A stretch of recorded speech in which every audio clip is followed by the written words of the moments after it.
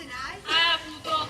E tuo marito cosa dice? Ma non so, io ho scritto una lettera a lei a fronte e adesso ti ha leso. Caro Benedetto, ti scrivo per dirti che sono sempre in attesa del nostro sesto figlio. Ma che dopo questo si sarà bottega. Perché c'è un prolassio dell'utero che si è sbassato troppo.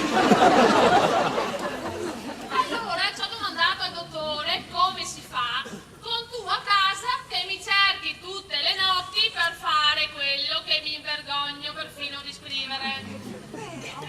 Tutte le notti? Sì. Chissà che contenta che te sia. Di che contenta so frua. Ma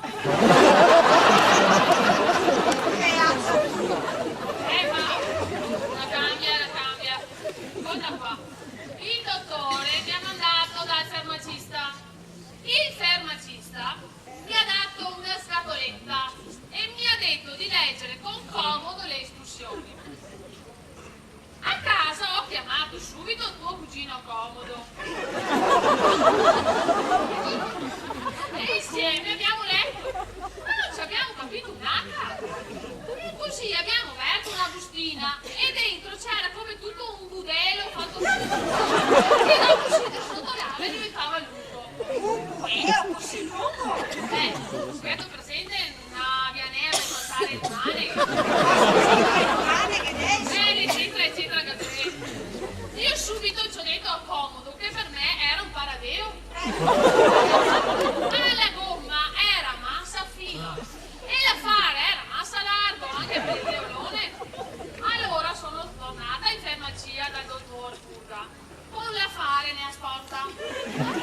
Quando l'ho tirato fuori davanti alla gente, il farmacista mi ha rovessato addosso gli occhi e mi ha portato nel dietro bottega tutto arrabbiato.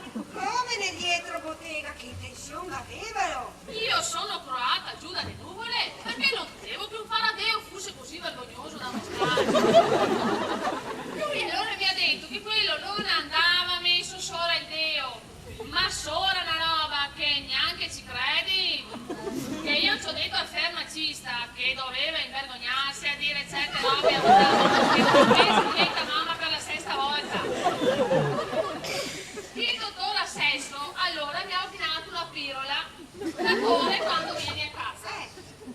Dopo lui si stava a parlare del ciclo e io ci ho detto che in casa tua c'era solo la tua bicicletta come ciclo e se volevo gliel'hai prestata.